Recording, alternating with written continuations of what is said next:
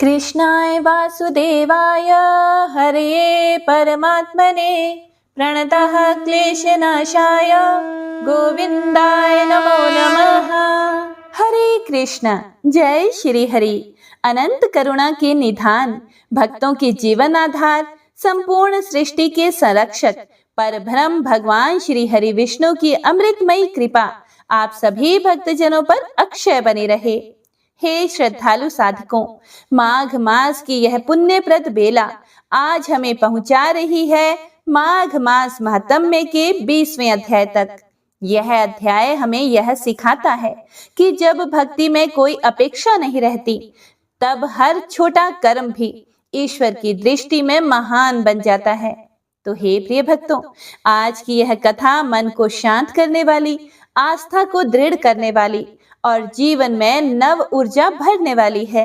तो आइए अपने मन को हरि चरणों में अर्पित कर श्रद्धा और प्रेम के साथ इस दिव्य अध्याय का श्रवण करें और माघ मास की अलौकिक महिमा में अपने हृदय को सराबोर करें। जय श्री गणेश। जय जय श्री हरि। श्री मैत्रेय जी ने कहा कि हे विदुर जी, ब्रह्मा जी के कहने से अंधकार का कारण जानकर देवताओं की शंका निवृत्त हो गई और फिर वे सब स्वर्गलोक को लौट आए।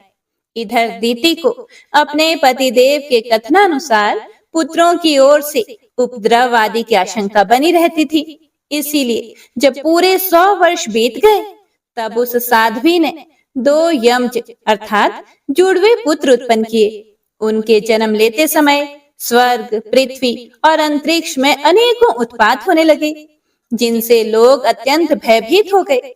जहां तहां पृथ्वी और पर्वत कांपने लगे, सभी दिशाओं में दाह होने लगा, जगह जगह उल्कापात होने लगा, बिजलियां गिरने लगी और आकाश में अनिष्ट सूचक धूमकेतु दिखाई देने लगे।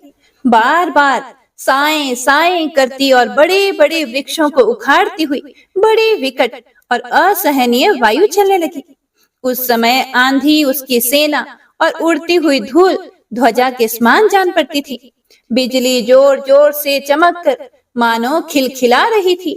घटाओं ने ऐसा सघन रूप धारण किया कि सूर्य, चंद्र आदि ग्रहों के लुप्त हो जाने से आकाश में गहरा अंधकार छा गया। उस समय कहीं भी कुछ भी दिखाई नहीं देता था। समुद्र दुखी मनुष्य की भांति कोलाहल करने लगा। उसमें ऊंची ऊंची तरंगे उठने लगी और उसके भीतर रहने वाले जीवों में भी बड़ी हलचल मच गई। नदियों तथा अन्य जलाशयों में भी बड़ी खलबली मच गई और उनके कमल सूख गए। सूर्य और चंद्रमा बार बार ग्रसे जाने लगे तथा उनके चारों ओर अमंगल सूचक मंडल बैठने लगे। बिना बादलों के ही गर्जने का शब्द होने लगा। हे विदुर जी, झुंड के झुंड गधे अपने कठोर खुरों से पृथ्वी खोदते और रेंकने का शब्द करते मतवाले होकर इधर उधर दौड़ने लगे।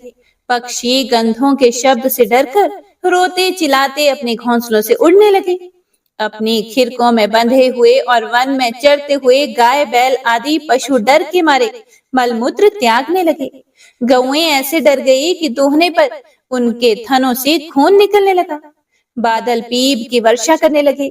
देव मूर्तियों की आंखों से आंसू बहने लगे और आंधी के बिना ही वृक्ष उखड़ उखड़ कर गिरने लगे। शनि, राहु आदि क्रूर ग्रह प्रबल होकर चंद्र, बृहस्पति आदि सौम्य ग्रहों तथा बहुत से नक्षत्रों को लांघकर वक्र गति से चलने लगे तथा आपस में युद्ध करने लगे। ऐसे ही और भी अनेकों भयंकर उत्पात देखकर सनक आदि के सिवा और सब जीव भयभीत हो गए तथा उन उत्पातों का मर्म ना जानने के कारण उन्होंने यही समझा कि अब संसार का प्रलय होने वाला है। वे दोनों आदि दैत्य जन्म के अनंतर शीघ्र ही अपने फौलाद के समान कठोर शरीरों से बढ़कर महान पर्वतों के समान हो गए तथा उनका पूर्व पराक्रम भी प्रकट हो गया। वे इतने ऊंचे थे कि उनके स्वर्णमय मुकुटों का अग्रभाग स्वर्ग को स्पर्श करता था और उनकी विशाल शरीरों से सारी दिशाएं आच्छादित हो जाती थी। उनकी भुजाओं में सोने के बाजूबंद चमचमा रहे थे। पृथ्वी पर जो वे एक एक कदम रखते थे, उससे भूकंप होने लगता था और जब वे खड़े होते थे तब उनकी जगमगाती हुई चमकीली करधनी से सुशोभित कमर अपने प्रकाश से सूर्य को भी मात करती थी। वे दोनों यमज थे।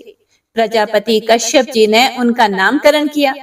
उनमें से जो उनके वीर्य से दीति के गर्भ में पहले स्थापित हुआ था, उसका नाम हिरण्यकश्यपु रखा, और जो दीति के उदर से पहले निकला वह हिरण्याक्ष के नाम से विख्यात हुआ। हिरण्यकश्यपु ब्रह्मा जी के वर से मृत्यु भय से मुक्त हो जाने के कारण बड़ा उद्धत हो गया था। उसने अपनी भुजाओं के बल से लोकपालों के सहित तीनों लोकों को अपने वश में कर लिया। वह अपने छोटे भाई हिरण्याक्ष को बहुत चाहता था और वह भी सदा अपने भाई का प्रिय करता रहता था। एक दिन वह हिरण्याक्ष हाथ में गदा लिए युद्ध का अवसर ढूंढता हुआ स्वर्गलोक में जा पहुंचा।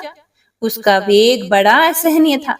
उसके पैरों में सोने के नुपुरों की झनकार हो रही थी। गले में विजय सूचक माला धारण की हुई थी और कंधे पर विशाल गदा रखी हुई थी। उसके मनोबल, शारीरिक बल तथा ब्रह्मा जी के वर ने उसे मतवाला कर रखा था। इसीलिए वह सर्वथा निरंकुश और निर्भय हो रहा था। उसे देखकर देवता लोग डर के मारे वैसे ही जहां तहां छिप गए, जैसे गरुड़ के डर से सांप छिप जाते हैं। जब दैत्यराज हिरण्याक्ष ने देखा कि मेरे तेज के सामने बड़े बड़े गर्वीले इंद्रादि देवता भी छिप गए हैं, तब उन्हें अपने सामने ना देखकर वह बार बार भयंकर गर्जना करने लगा।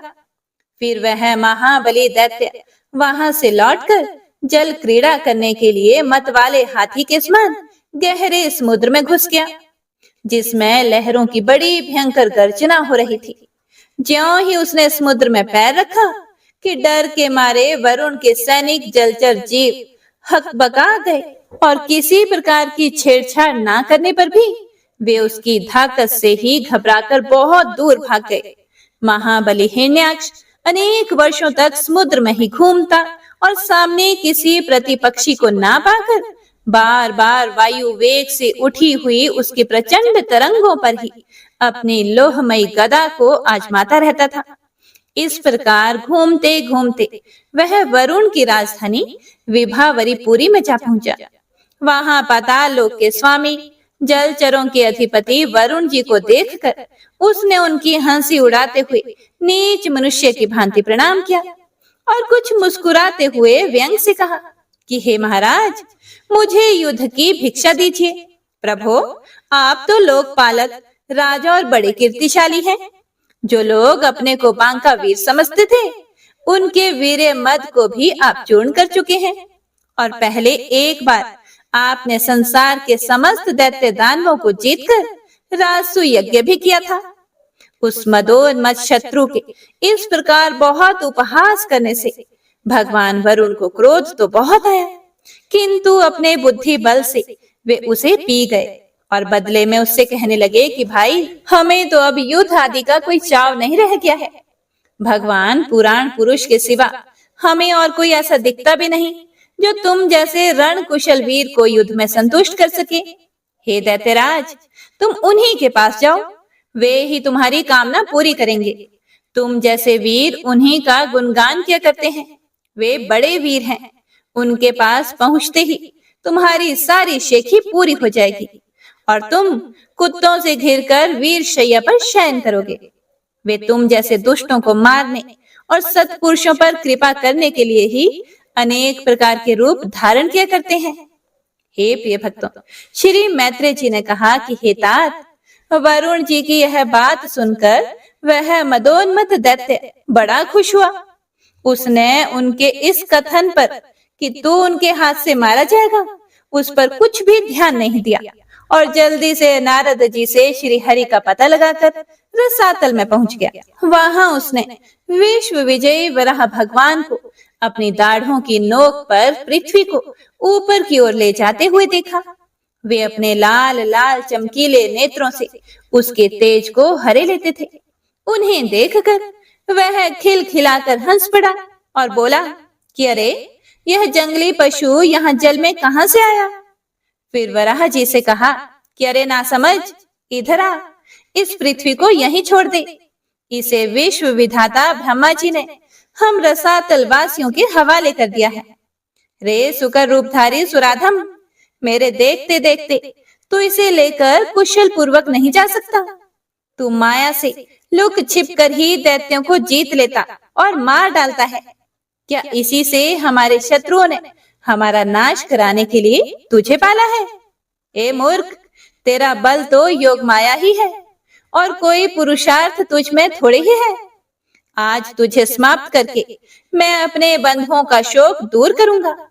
जब मेरे हाथ से छूटी हुई गदा के प्रहार से सिर फट जाने के कारण तू मर जाएगा, तब तेरी आराधना करने वाले जो देवता और ऋषि हैं, वे सब भी जड़ कटे हुए वृक्षों की भांति स्वयं ही नष्ट हो जाएंगे। हिरण्याक्ष भगवान को दुर्वचन बाणों से छेदे जा रहा था, लेकिन उन्होंने दांत की नोक पर स्थित पृथ्वी को भयभीत देखकर वह चोट सह ली तथा जल से उसी प्रकार बाहर निकल आए जैसे ग्राहक की चोट खाकर हथीनी सहित गजराज। जब उसकी चुनौती का कोई उत्तर न देकर वे जल से बाहर आने लगे, तब ग्राह जैसे गज का पीछा करता है, उसी प्रकार पीले केश और तीखी दाढ़ों वाले उस दैत्य ने उनका पीछा किया तथा व्रज के समान कड़क कर वह कहने लगा कि तुझे भागने में लज्जा नहीं आती? सच है, असत पुरुषों के लिए कौन सा काम करने योग्य है? भगवान ने पृथ्वी को ले जाकर जल के ऊपर व्यवहार योग्य स्थान में स्थित कर दिया और उसमें अपनी आधार शक्ति का संचार किया। उस समय हिरण्याक्ष के सामने ही ब्रह्मा जी ने उनकी स्तुति की और देवताओं ने उन पर फूल बरसाए। तब श्री हरि ने बड़ी भारी गदा लिए अपने पीछे आ रहे हिरण्याक्ष से, जो सोने के आभूषण और अद्भुत कवच धारण किए हुए था, तथा अपने कटु वाक्यों से उन्हें निरंतर मर्माहत कर रहा था, अत्यंत क्रोध पूर्वक हंसते हुए उससे कहा। श्री भगवान ने कहा, अरे सचमुच ही हम जंगली जीव हैं, जो तुझ जैसे ग्राम सिंहों अर्थात कुत्तों को ढूंढते फिरते हैं। अरे दुष्ट वीर पुरुष, तुझ जैसे मृत्यु पाश में बंधे हुए अभागे जीवों की आत्म प्रशंसा पर ध्यान नहीं देते। हाँ, हम रसातल वासियों की धरोहर चुराकर और लज्जा छोड़कर तेरी गदा के भय से यहाँ भाग आए हैं। हम में ऐसी समर्थ ही कहाँ कि तेरे जैसे अद्वितीय वीर के सामने युद्ध में ठहर सके। फिर भी हम जैसे तैसे तेरे सामने खड़े हैं। तुझ जैसे बलवानों से वैर बांधकर हम जा भी कहाँ सकते हैं भला? तू पैदल वीरों का सरदार है, इसीलिए अब निशंक होकर उधेड़ बुन छोड़कर हमारा अनिष्ट करने का प्रयत्न कर और हमें मार कर अपने भाई बंधुओं के आंसू पहुंच। अब इसमें देर मत कर। जो अपनी प्रतिज्ञा का पालन नहीं करता वह असभ्य है, भले आदमियों में बैठने लायक नहीं है। मैत्रेय जी कहते हैं कि हे विदुर जी, जब भगवान ने रोष से उस दैत्य का इस प्रकार खूब उपहास और तिरस्कार किया, तब वह पकड़कर खिलाए जाते हुए सर्प के समान क्रोध से तिलमिला उठा। वह खींचकर लंबी लंबी सांसें लेने लगा। उसकी इंद्रियां क्रोध से क्षुब्ध हो उठी और उस दुष्ट दैत्य ने बड़े वेग से लपक कर भगवान पर गदा का प्रहार किया, लेकिन भगवान ने अपनी छाती पर चलाई हुई शत्रु की गदा के प्रहार को कुछ टेढ़े होकर बचा लिया। ठीक वैसे ही जैसे योग सिद्ध पुरुष मृत्यु के आक्रमण से अपने आप को बचा लेता है। फिर जब वह क्रोध से होठ चबाता हुआ अपनी गदा लेकर बार बार घुमाने लगा, तब भगवान श्री हरि कुपित होकर बड़े वेग से उसकी ओर झपटे। सौम्य स्वभाव हे विदुर जी, तब प्रभु ने शत्रु की दाईं भौं पर गदा की चोट की, किंतु गदा युद्ध में कुशल हिरण्याक्ष ने उसे बीच में ही अपनी गदा पर ले लिया। इस प्रकार भगवान श्री हरि विष्णु और हिरण्याक्ष एक दूसरे को जीतने की इच्छा से अत्यंत क्रुद्ध होकर आपस में बड़ी भारी गदाओं से प्रहार करने लगे। उस समय उन दोनों में ही जीतने की होड़ लग गई। दोनों के ही अंग गदाओं की चोटों से घायल हो गए थे। अपने अंगों के घावों से बहने वाले रुधिर की गंध से दोनों का ही क्रोध बढ़ रहा था और वे दोनों ही तरह तरह के पैंतरे बदल रहे थे। इस प्रकार गऊ के लिए आपस में लड़ने वाले दो सांडों के समान उन दोनों में एक दूसरे को जीतने की इच्छा से बड़ा भयंकर युद्ध हुआ। हे विदुर जी, जब इस प्रकार हिरण्याक्ष और माया से वराह रूप धारण करने वाले भगवान यज्ञ मूर्ति पृथ्वी के लिए द्वेष बांध कर युद्ध करने लगे, तब उसे देखने के लिए वहां ऋषियों के सहित ब्रह्मा जी आए। वे हजारों ऋषियों से घिरे हुए थे। जब उन्होंने देखा कि वह दैत्य बड़ा शूरवीर है, उसमें तो भय का नाम भी नहीं है, वह मुकाबला करने में भी समर्थ है और उसके पराक्रम को चूर्ण करना बड़ा ही कठिन काम है, तब वे भगवान आदि सुकर रूप नारायण से इस प्रकार कहने लगे। ब्रह्मा जी ने कहा कि हे देव, मुझसे वर पाकर यह दुष्ट दैत्य बड़ा प्रबल हो गया है। इस समय यह आपके चरणों की शरण में रहने वाले देवताओं, ब्राह्मणों, गौओं तथा अन्य निरपराध जीवों को बहुत ही हानि पहुंचाने वाला, दुखदाई और भयप्रद हो रहा है। इसकी जोड़ का और कोई योद्धा नहीं है, इसीलिए यह महाकंटक अपना मुकाबला करने वाले वीर की खोज में समस्त लोकों में घूम रहा है। यह दुष्ट बड़ा ही मायावी, घमंडी और निरंकुश है। बच्चा जिस प्रकार क्रुद्ध हुए सांप से खेलता है, वैसे ही आप इससे खिलवाड़ ना करें। हे देव, हे अच्युत, जब तक यह दारुण दैत्य अपनी बल वृद्धि की वेला को पाकर प्रबल हो, उससे पहले पहले ही आप अपनी योग माया को स्वीकार करके इस पापी को मार डालिए। हे प्रभु, देखिए, लोगों का संहार करने वाली संध्या की भयंकर वेला आना ही चाहती है। हे सर्वात्मन, आप उससे पहले ही इस असुर को मारकर देवताओं को विजय प्रदान कीजिए। इस समय अभिजीत नामक मंगलमय मुहूर्त का भी योग आ गया है, इसीलिए अपने सुहृद हम लोगों के कल्याण के लिए शीघ्र ही इस दुर्जय दैत्य से निपट लीजिए। हे प्रभु, इसकी मृत्यु आपके ही हाथ है। हम लोगों के बड़े भाग्य हैं कि स्वयं ही अपने काल रूप आपके पास आ पहुंचा है। अब आप युद्ध में बलपूर्वक इसे मारकर लोगों को शांति प्रदान कीजिए। मैत्रेय जी कहते हैं, हे विदुर जी, ब्रह्मा जी के ये कपट रहित अमृतमय वचन सुनकर भगवान ने उनके भोलेपन पर मुस्कुराकर अपने प्रेम पूर्ण कटाक्ष के द्वारा उनकी प्रार्थना स्वीकार कर ली। फिर उन्होंने जल्दी से अपने सामने निर्भय विचरते हुए शत्रु की ढूंढी पर गदा मारी, किंतु हिरण्याक्ष की गदा से टकराकर वह गदा भगवान के हाथ से छूट गई और चक्कर काटती हुई जमीन पर गिरकर सुशोभित हुई। किंतु यह बड़ी अद्भुत सी घटना हुई। उस समय शत्रु पर वार करने का अच्छा अवसर पाकर भी हिरण्याक्ष ने उन्हें निरस्त्र देखकर युद्ध धर्म का पालन करते हुए उन पर आक्रमण नहीं किया। उसने भगवान का क्रोध बढ़ाने के लिए ही ऐसा किया था। गदा गिर जाने पर और लोगों का हाहाकार बंद हो जाने पर प्रभु ने उसकी धर्म बुद्धि की प्रशंसा की और अपने सुदर्शन चक्र का स्मरण किया। चक्र तुरंत ही उपस्थित होकर भगवान के हाथ में घूमने लगा, किंतु वे अपने प्रमुख पार्षद दैत्याधम हिरण्याक्ष के साथ विशेष रूप से क्रीड़ा करने लगे। उस समय उनके प्रभाव को ना जानने वाले देवताओं के ये विचित्र वचन सुनाई देने लगे कि हे प्रभु, आपकी जय हो, इसे और ना खिलाइए, शीघ्र ही इसे मार डालिए। जब हिरण्याक्ष ने देखा कि कमल दल लोचन श्रीहरि उनके सामने चक्र लिए खड़े हैं, तब उसकी सारी इंद्रियां क्रोध से तिलमिला उठी और वह लंबी सांसें लेता हुआ अपने दांतों से होठ चबाने लगा। उस समय वह तीखी दाढ़ों वाला दैत्य अपने नेत्रों से इस प्रकार उनकी ओर घूरने लगा कि मानो वह भगवान को भस्म ही कर देगा। उसने उछलकर, ले, अब तू नहीं बच सकता, इस प्रकार ललकारते हुए भगवान श्री हरि विष्णु पर गदा से प्रहार किया। साधु स्वभाव हे विदुर जी, यज्ञ मूर्ति श्री वराह भगवान ने शत्रु के देखते ही देखते लीला से ही अपने बाएं पैर से उसकी वह वायु के समान वेग वाली गदा पृथ्वी पर गिरा दी और उससे कहा कि अरे दैत्य, तू मुझे जीतना चाहता है, इसीलिए अपना शस्त्र उठा ले और एक बार फिर से वार कर। भगवान के इस प्रकार कहने पर उसने फिर से गदा चलाई और बड़ी भीषण गर्जना करने लगा। गदा को अपनी ओर आते हुए देखकर भगवान ने जहां खड़े थे वहीं से उसे आते ही अनायास इस प्रकार पकड़ लिया जैसे गरुड़ सांपिन को पकड़ ले।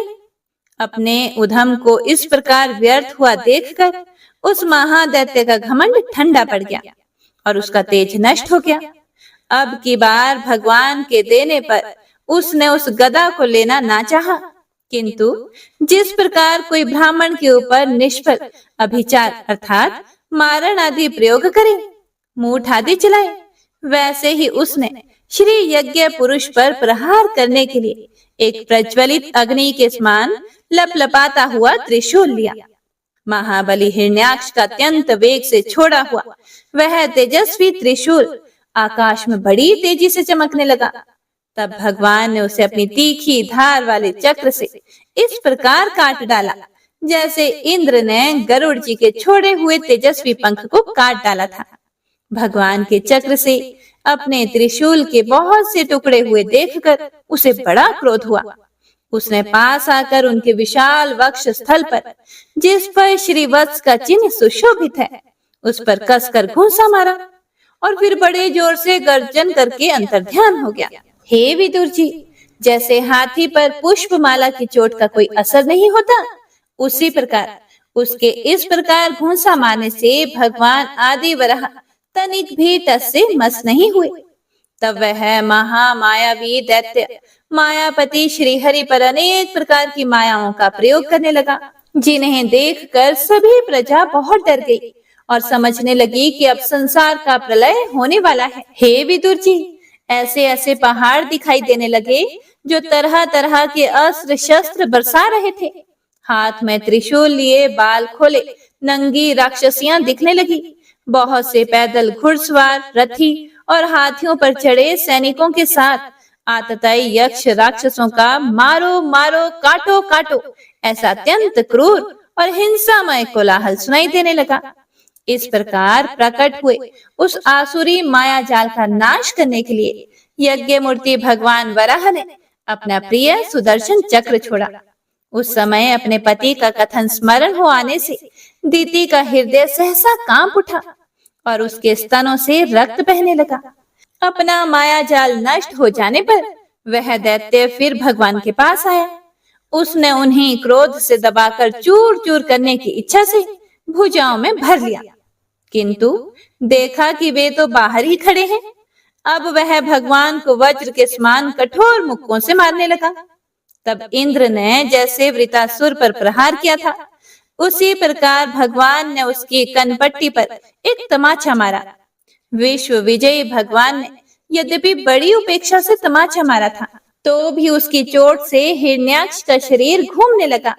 उसके नेत्र बाहर निकल आए तथा हाथ पैर और बाल छिन्न भिन्न हो गए और वह निष्प्राण होकर आंधी से उखड़े हुए विशाल वृक्ष के समान पृथ्वी पर गिर पड़ा। हिरण्याक्ष का तेज अब भी मलिन नहीं हुआ था।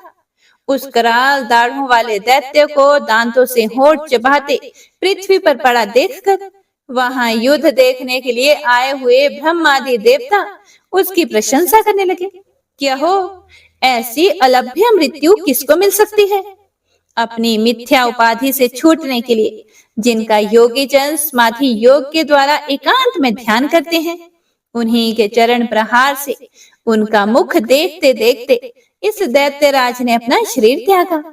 ये हिरण्याक्ष और हिरण्यकश्यपु भगवान के ही पार्षद हैं। इन्हें शापवश यह अधोगति प्राप्त हुई है। अब कुछ जन्मों में ये फिर से अपने स्थान पर पहुंच जाएंगे। देवता लोग बोले कि हे प्रभु, आपको हमारा बारंबार नमस्कार है। आप संपूर्ण यज्ञों का विस्तार करने वाले हैं तथा संसार की स्थिति के लिए शुद्ध सत्वमय मंगल विग्रह प्रकट करते हैं। बड़े आनंद की बात है कि संसार को कष्ट देने वाला यह दुष्ट दैत्य मारा गया। अब आपके चरणों की भक्ति के प्रभाव से हमें भी सुख शांति मिल गई।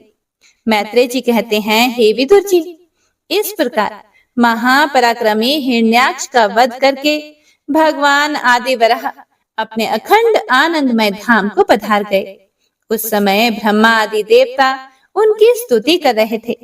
भगवान अवतार लेकर जैसी लीलाएं करते हैं, और जिस प्रकार उन्होंने भीषण संग्राम में खिलौने की भांति महापराक्रमी हिरण्याक्ष का वध कर डाला, हे मित्र विदुर जी, वह सब चरित्र जैसा मैंने गुरुमुख से सुना था वैसा ही तुम्हें सुना दिया।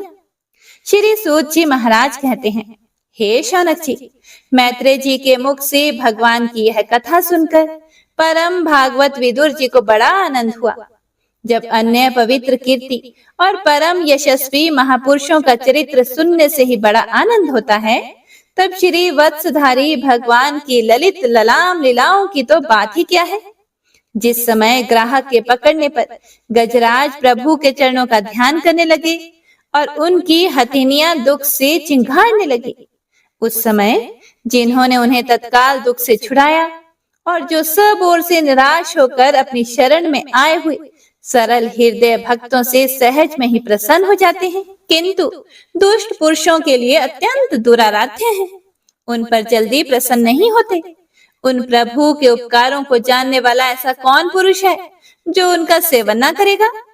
हे शौनकादि ऋषियों, पृथ्वी का उद्धार करने के लिए वराह रूप धारण करने वाले श्री हरि की इस हिरण्याक्ष वध नामक परम अद्भुत लीला को जो पुरुष सुनता, गाता अथवा अनुमोदन करता है, वह ब्रह्म हत्या जैसे घोर पाप से भी सहज में ही छूट जाता है।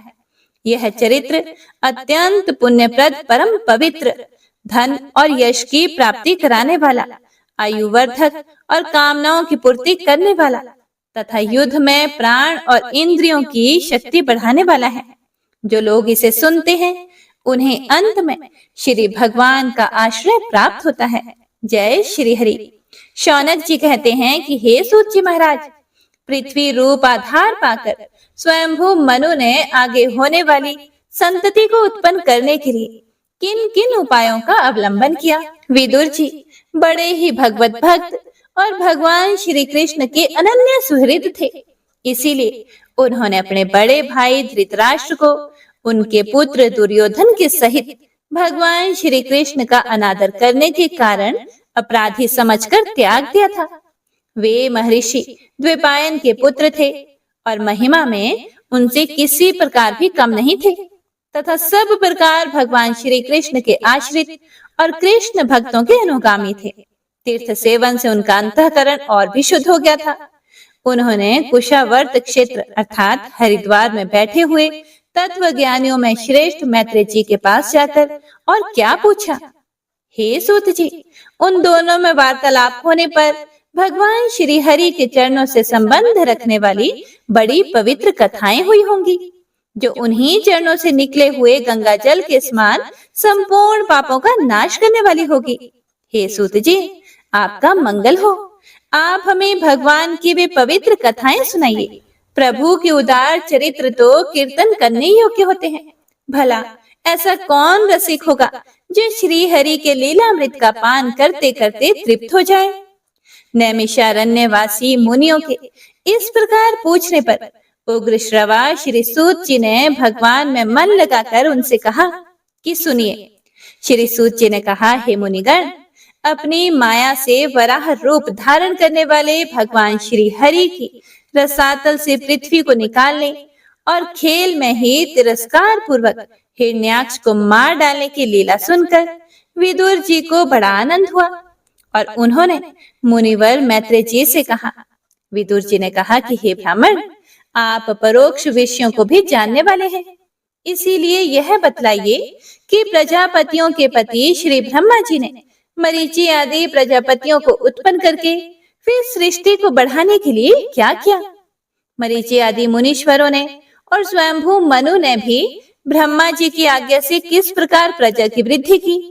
क्या उन्होंने इस जगत को पत्नियों के सहयोग से उत्पन्न किया या अपने अपने कार्य में स्वतंत्र रहकर अथवा सबने एक साथ मिलकर इस जगत की रचना की। श्री मैत्रेय जी ने कहा कि हे विदुर जी, जिसकी गति को जानना अत्यंत कठिन है, उस जीवों के प्रारब्ध, प्रकृति के नियंता पुरुष और काल, इन तीन हेतुओं से तथा भगवान की सनिधि से त्रिगुणमय प्रकृति में क्षोभ होने पर उससे महतत्व उत्पन्न हुआ। दैव की प्रेरणा से रजह प्रधान महतत्व से वैकारिक अर्थात सात्विक, राजस और तामस, 3 प्रकार का अहंकार उत्पन्न हुआ। उसने आकाश आदि 5 तत्वों के अनेक वर्ग प्रकट किए। वे सब अलग अलग रहकर भूतों के कार्य रूप ब्रह्मांड की रचना नहीं कर सकते थे। इसीलिए उन्होंने भगवान की शक्ति से परस्पर संगठित होकर एक स्वर्ण वर्ण अंड की रचना की। वह अंड चेतना शून्य अवस्था में 1000 वर्षों से भी अधिक समय तक कारणाबधी के जल में पड़ा रहा। फिर उसमें श्री भगवान ने प्रवेश किया। उसमें अधिष्ठित होने पर उनकी नाभि से सहस्त्र सूर्यों के समान अत्यंत दीप्यमान एक कमल प्रकट हुआ, जो संपूर्ण जीव समुदाय का आश्रय था। उसी से स्वयं ब्रह्मा जी का भी आविर्भाव हुआ है। जब ब्रह्मांड के गर्भ रूप जल में शयन करने वाले श्री नारायण देव ने ब्रह्मा जी के अंतःकरण में प्रवेश किया, तब वे पूर्व कल्पों में अपने ही द्वारा निश्चित की हुई नाम रूपमयी व्यवस्था के अनुसार लोकों की रचना करने लगे। सबसे पहले उन्होंने अपनी छाया से तामिस्त्र, अंधतामिस्त्र, तम, मोह और महामोह यों 5 प्रकार की अविद्या उत्पन्न की। ब्रह्मा जी को अपना वह तपोमय शरीर अच्छा नहीं लगा, इसीलिए उन्होंने उसे त्याग दिया। तब जिससे भूख प्यास की उत्पत्ति होती है, ऐसे रात्रि रूप उस शरीर को उसी से उत्पन्न हुए यक्ष और राक्षसों ने ग्रहण कर लिया। उस समय भूख प्यास से अभिभूत होकर वे ब्रह्मा जी को खाने को दौड़े और कहने लगे, इसे खा जाओ, इसकी रक्षा मत करो, क्योंकि वे भूख प्यास से व्याकुल हो रहे थे। ब्रह्मा जी ने घबरा कर उनसे कहा कि अरे यक्ष राक्षसों, तुम मेरी संतान हो, इसीलिए मुझे भक्षण मत करो, मेरी रक्षा करो। उनमें से जिन्होंने कहा कि खा जाओ, वे यक्ष हुए, और जिन्होंने कहा कि रक्षा मत करो, वे राक्षस कहलाए। फिर ब्रह्मा जी ने सात्विकी प्रभाव से ददीप्यमान होकर मुख्य मुख्य देवताओं की रचना की। उन्होंने क्रीड़ा करते हुए ब्रह्मा जी के त्यागने पर उनका वह दिन रूप प्रकाशमय शरीर ग्रहण कर लिया। इसके बाद ब्रह्मा जी ने अपने जगन देश से कामासक्त असुरों को उत्पन्न किया। वे अत्यंत काम लोलुप होने के कारण उत्पन्न होते ही मिथुन के लिए ब्रह्मा जी की ओर चले। यह देखकर पहले तो वे हंसे, किंतु फिर उन निर्लज असुरों को अपने पीछे लगा देखकर भयभीत और क्रोधित होकर बड़े जोर से भागे। तब उन्होंने भक्तों पर कृपा करने के लिए उनकी भावना के अनुसार दर्शन देने वाले शरणागत वत्सल वरदायक श्री हरि के पास जाकर कहा कि हे परमात्मा, मेरी रक्षा कीजिए। मैंने तो आपकी ही आज्ञा से प्रजा उत्पन्न की थी, किंतु यह तो पाप में प्रवृत्त होकर मुझको ही तंग करने चली है। हे नाथ, एकमात्र आप ही दुखी जीवों का दुख दूर करने वाले हैं, और जो आपकी चरण शरण में नहीं आते, उन्हें दुख देने वाले भी एकमात्र आप ही हैं। भगवान ने ब्रह्मा जी की आतुरता देखकर कहा कि तुम अपने इस काम कलुषित शरीर को त्याग दो। भगवान के ऐसा कहते ही उन्होंने वह शरीर भी छोड़ दिया। ब्रह्मा जी का छोड़ा हुआ वह शरीर एक सुंदरी स्त्री संध्या देवी के रूप में परिणत हो गया। हे विदुर जी, उस सुंदरी को देखकर सबके सब असुर मोहित हो गए। अहो, इसका कैसा विचित्र रूप, कैसा अलौकिक धैर्य और कैसी नई अवस्था है। देखो, हम काम पीड़ितों के बीच में यह कैसी बेपरवाह सी विचर रही है। इस प्रकार उन कुबुद्धि दैत्यों ने स्त्री रूपिणी संध्या के विषय में तरह तरह के तर्क वितर्क करके फिर उसका बहुत आदर करते हुए प्रेम पूर्वक पूछा कि हे सुंदरी, तुम कौन हो और किसकी पुत्री हो? हे भामिनी, यहाँ तुम्हारे आने का क्या प्रयोजन है? तुम अपने अनूप रूप का यह बेमोल सौदा दिखाकर हम अभागों को क्यों तरसा रही हो? हे अबले, तुम कोई भी क्यों ना हो, हमें तुम्हारा दर्शन हुआ, यह बड़े सौभाग्य की बात है। अहो, तुम्हारा केश पाश कितना सुंदर है। इस प्रकार स्त्री रूप से प्रकट हुई उस सायंकालीन संध्या ने उन्हें अत्यंत कामासक्त कर दिया, और उन मूढ़ों ने उसे कोई रमणी रत्न समझकर ग्रहण कर लिया। उसके बाद ब्रह्मा जी ने गंभीर भाव से हंसकर अपनी कांतिमय मूर्ति से, जो अपने सौंदर्य का मानो अपने आप ही आस्वादन करती थी, गंधर्व और अप्सराओं को उत्पन्न किया। उन्होंने चंद्रिका रूप अपने उस कांतिमय प्रिय शरीर को त्याग दिया उसी को विश्ववसु आदि गंधर्वों ने प्रसन्नता पूर्वक ग्रहण किया। इसके बाद भगवान ब्रह्मा ने अपनी तंद्रा से भूत पिशाच उत्पन्न किए। उन्हें दिगंबर, वस्त्रहीन और बाल बिखेरे देखकर उन्होंने आंखें मूंद ली। ब्रह्मा जी के त्यागे हुए उस जम्भाई रूप शरीर को भूत पिशाचों ने ग्रहण किया। इसी को निद्रा भी कहते हैं, जिससे जीवों के इंद्रियों में शिथिलता आती देखी जाती है। यदि कोई मनुष्य जूठे मुंह सो जाता है तो उस पर भूत पिशाच आदि आक्रमण करते हैं। उसी को उन्माद कहते हैं। फिर भगवान ब्रह्मा ने भावना की कि मैं तेजोमय हूँ और अपने अदृश्य रूप से साध्यगण एवं पितृगण को उत्पन्न किया। पितरों ने अपनी उत्पत्ति के स्थान उस अदृश्य शरीर को ग्रहण कर लिया। इसी को लक्ष्य में रखकर पंडित जन श्राद्ध आदि के द्वारा पितर और साध्य गणों को क्रमशः पिंड और हव्य अर्पण करते हैं। अपनी तिरोधान शक्ति से ब्रह्मा जी ने सिद्ध और विद्याधरों की सृष्टि की और उन्हें अपना वह अंतर्धान नामक अद्भुत शरीर दिया। एक बार ब्रह्मा जी ने अपना प्रतिबिंब देखा, तब अपने को बहुत सुंदर मानकर उस प्रतिबिंब से किन्नर और किम पुरुष उत्पन्न किए। उन्होंने ब्रह्मा जी के त्याग देने पर उनका वह प्रतिबिंब शरीर ग्रहण किया। इसीलिए ये सब उषः काल में अपनी पत्नियों के साथ मिलकर ब्रह्मा जी के गुण कर्म आदि का गान किया करते हैं।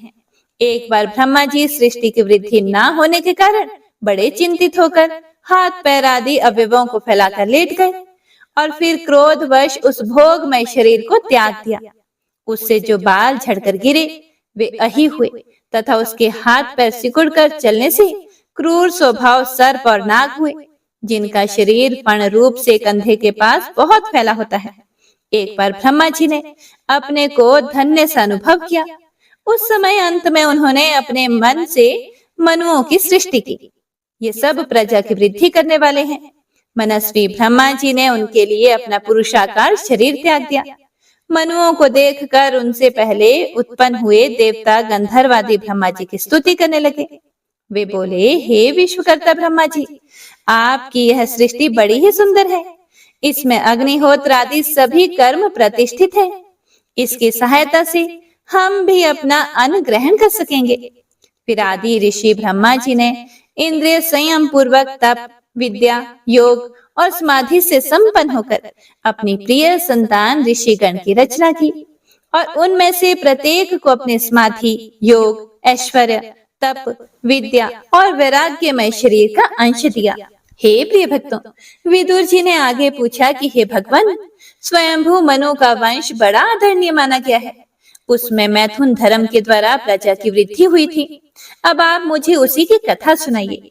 हे ब्राह्मण, आपने कहा था कि स्वयंभू मनु के पुत्र प्रियव्रत और उत्तानपाद ने 7 द्वीपों वाली पृथ्वी का धर्म पूर्वक पालन किया था तथा उनकी पुत्री जो देवहूति नाम से विख्यात थी, कर्दम प्रजापति को ब्याही गई थी।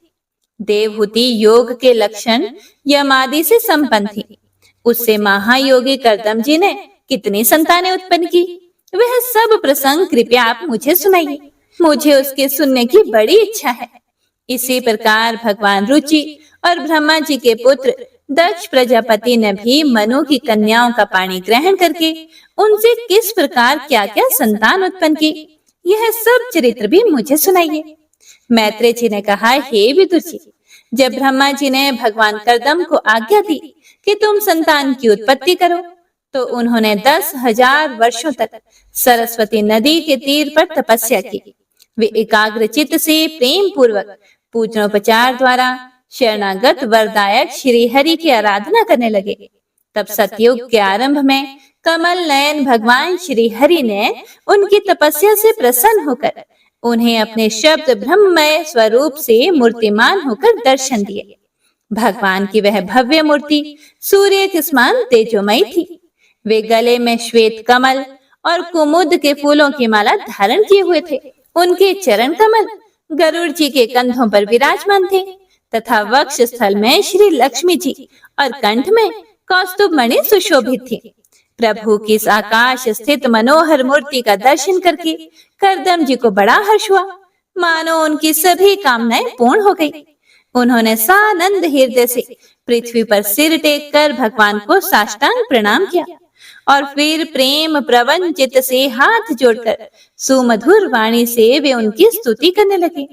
कर्दम जी ने कहा, स्तुति करने योग्य है परमेश्वर, आप संपूर्ण सत्व गुण के आधार हैं। योगी जन उत्तरोत्तर शुभ योनियों में जन्म लेकर अंत में योगस्थ होने पर आपके दर्शनों की इच्छा करते हैं। आज आपका वही दर्शन पाकर हमें नेत्रों का फल मिल गया। आपके चरण कमल भवसागर से पार जाने के लिए जहाज है। जिनकी बुद्धि आपकी माया से मारी गई है, वे ही उन तुच्छ क्षणिक विषय सुखों के लिए जो नरक में भी मिल सकते हैं, उन चरणों का आश्रय लेते हैं। किंतु हे स्वामिन, आप तो उन्हें वे विषय भोग भी दे देते हैं। प्रभु, आप कल्प वृक्ष हैं। आपके चरण समस्त मनोरथों को पूर्ण करने वाले हैं। मेरा हृदय काम कलुषित है। मैं भी अपने अनुरूप स्वभाव वाली और गृहस्थ धर्म के पालन में सहायक शीलवती कन्या से विवाह करने के लिए आपके चरण कमलों की शरण में आया हूँ। हे सर्वेश्वर, आप संपूर्ण लोकों के अधिपति हैं। अनेक प्रकार की कामनाओं में फंसा हुआ यह लोक आपकी वेद वाणी रूप डोरी में बंधा है। हे धर्म मूर्ते, उसी का अनुगमन करता हुआ मैं भी काल रूप आपको आज्ञा पालन रूप पूजोपहार आदि समर्पित करता हूँ। हे प्रभु, आपके भक्त विषयासक्त लोगों और उन्हीं के मार्ग का अनुसरण करने वाले मुझ जैसे कर्म जड़ पशुओं को कुछ भी ना गिनकर आपके चरणों की छत्र छाया का ही आश्रय लेते हैं तथा परस्पर आपके गुणगान रूप मादक सुधा का ही पान करके अपने क्षुधा पिपासा आदि देव धर्मों को शांत करते रहते हैं। प्रभु, यह काल चक्र बड़ा प्रबल है। हे भगवान, जिस प्रकार मकड़ी स्वयं ही जाले को फैलाती, उसकी रक्षा करती और अंत में उसे निगल जाती है, उसी प्रकार आप अकेले ही जगत की रचना करने के लिए अपने से अभिन्न अपनी योग माया को स्वीकार करके उससे अभिव्यक्त हुई अपनी सत्वादी शक्तियों द्वारा स्वयं ही इस जगत की रचना, पालन और संहार करते हैं। हे प्रभु, इस समय आपने हमें अपनी तुलसी माला मंडित माया से परिच्छिन्न सी दिखाई देने वाली सगुण मूर्ति से दर्शन दिया है। आप हम भक्तों को जो शब्द आदि विषय सुख प्रदान करते हैं, वे माइक होने के कारण यद्यपि आपको पसंद नहीं है, तथापि परिणाम में हमारा शुभ करने के लिए वे हमें प्राप्त हो। हे नाथ, आप स्वरूप से निष्क्रिय होने पर भी माया के द्वारा सारे संसार का व्यवहार चलाने वाले हैं तथा थोड़ी सी उपासना करने वाले पर भी समस्त अभिलषित वस्तुओं की वर्षा करते रहते हैं। आपके चरण कमल वंदनीय हैं। मैं आपको बारंबार नमस्कार करता हूँ। मैत्रेय जी कहते हैं कि भगवान की भौहें प्रणय मुस्कान भरी चितवन से चंचल हो रही थी। वे गरुड़ जी के कंधे पर विराजमान थे। जब कर्दम जी ने इस प्रकार निष्कपट भाव से उनकी स्तुति की, तब वे उनके अमृतमय वाणी से कहने लगे। श्री भगवान ने कहा कि जिसके लिए तुमने आत्म संयम आदि के द्वारा मेरी आराधना की है, तुम्हारे हृदय के उस भाव को जानकर मैंने पहले से ही उसकी व्यवस्था कर दी है। हे प्रजापते, मेरी आराधना तो कभी भी निष्फल नहीं होती। फिर जिनका चित्त निरंतर एकांत रूप से मुझ में ही लगा रहता है, उन तुम जैसे महात्माओं के द्वारा की हुई उपासना का तो और भी अधिक फल होता है। प्रसिद्ध यशस्वी सम्राट स्वयंभू मनु ब्रह्म वैवर्त में रहकर 7 समुद्र वाली सारी पृथ्वी का शासन करते हैं।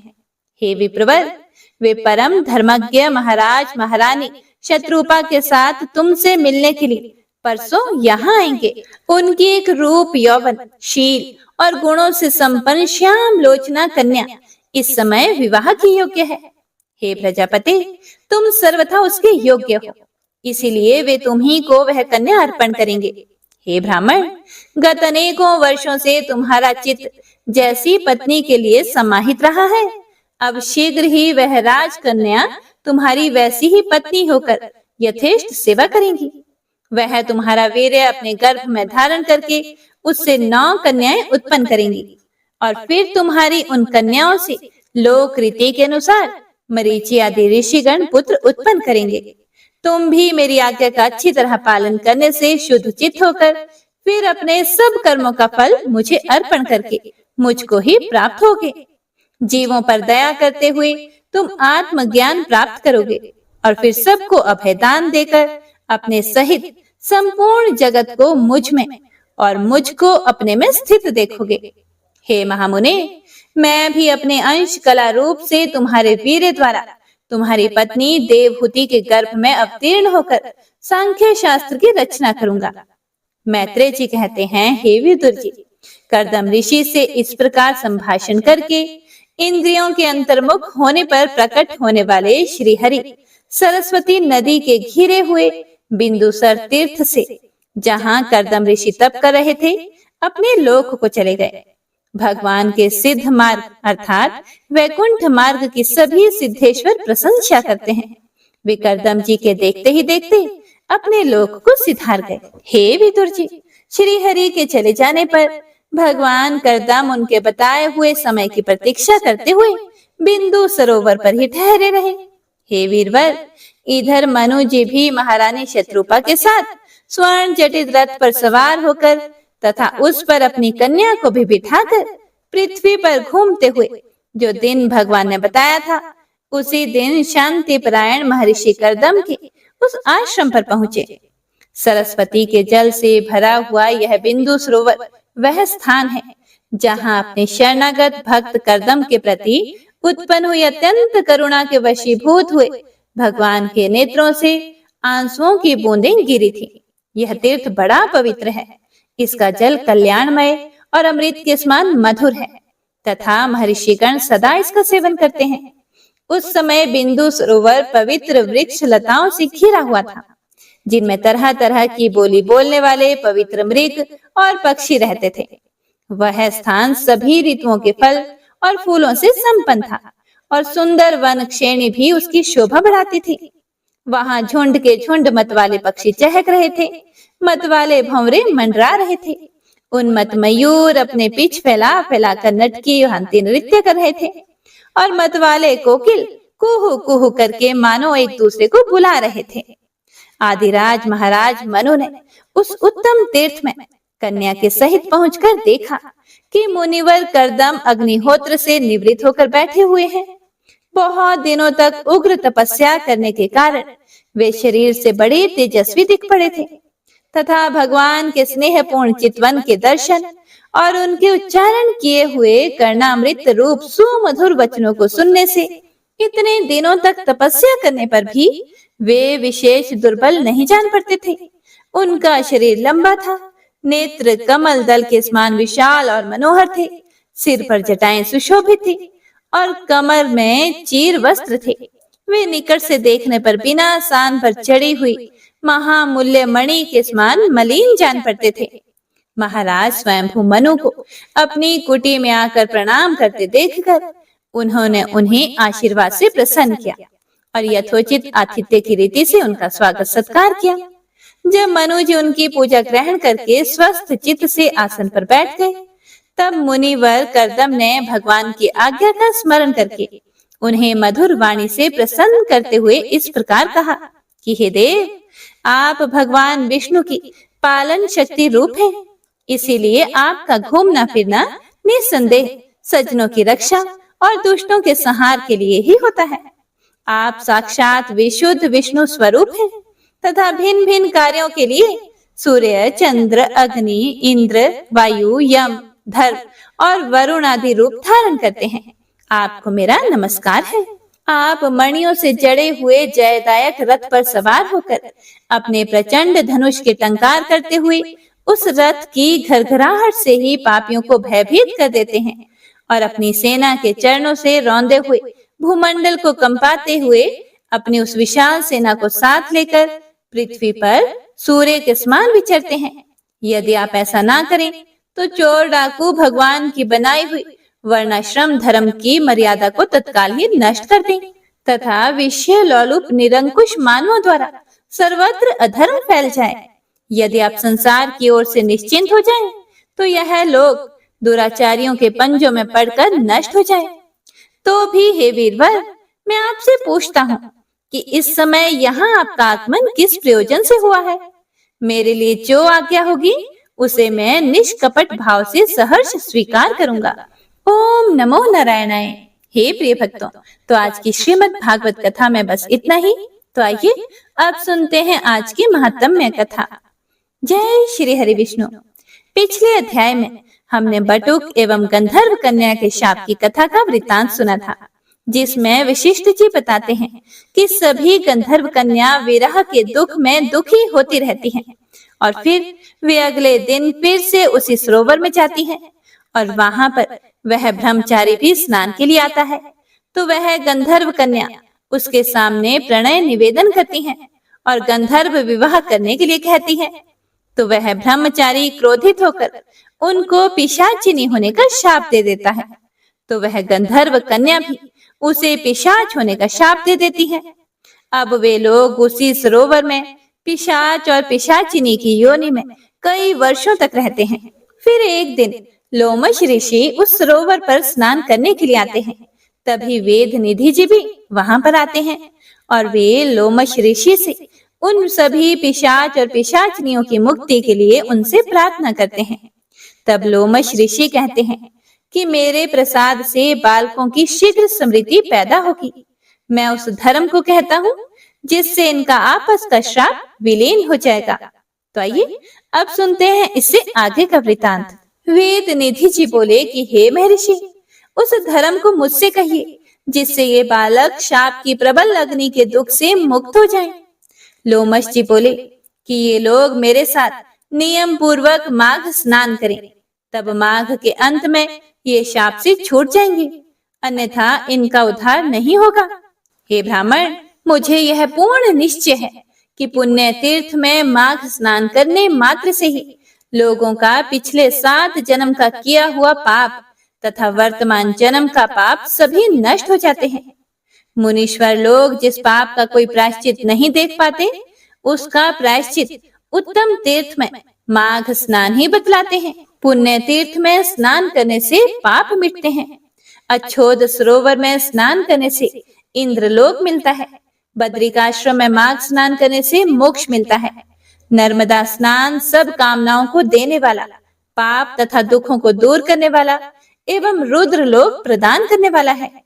यमुना में माघ स्नान सब पाप नष्ट करके सूर्यलोक प्रदान करने वाला है। सरस्वती नदी में स्नान करने वाला सब पाप नष्ट करके ब्रह्मलोक की प्राप्ति करता है। हे द्विजवर, विशाला नदी में माघ स्नान का परम फल होता है। यह पाप रूपी ईंधन को दावानल के समान है और गर्भवास के पापों को नष्ट करता है। गंगा जी में माघ स्नान करने से विष्णु लोक की प्राप्ति निश्चित है। सरयू, गंडकी, सिंधु, चंद्रभागा, कौशिकी, ताप्ती, गोदावरी, भीमा, प्योष्णी, कृष्णावेणी, कावेरी, तुंगभद्रा आदि एवं समुद्र में गिरने वाली अन्य नदियों में माघ महीने में स्नान करने से लोग निष्पाप होकर स्वर्ग में जाते हैं। नैमिषारण्य में स्नान करने से विष्णु भगवान के स्वरूपता, पुष्कर में ब्रह्मा का सामीप्य तथा कुरुक्षेत्र में माघ महीने में स्नान करने से इंद्रलोक प्राप्त होता है। देव सरोवर में माघ स्नान करने से योग सिद्धि का फल प्राप्त होता है। मकर के सूर्य में प्रभास तीर्थ में स्नान करने से रुद्रगण होता है।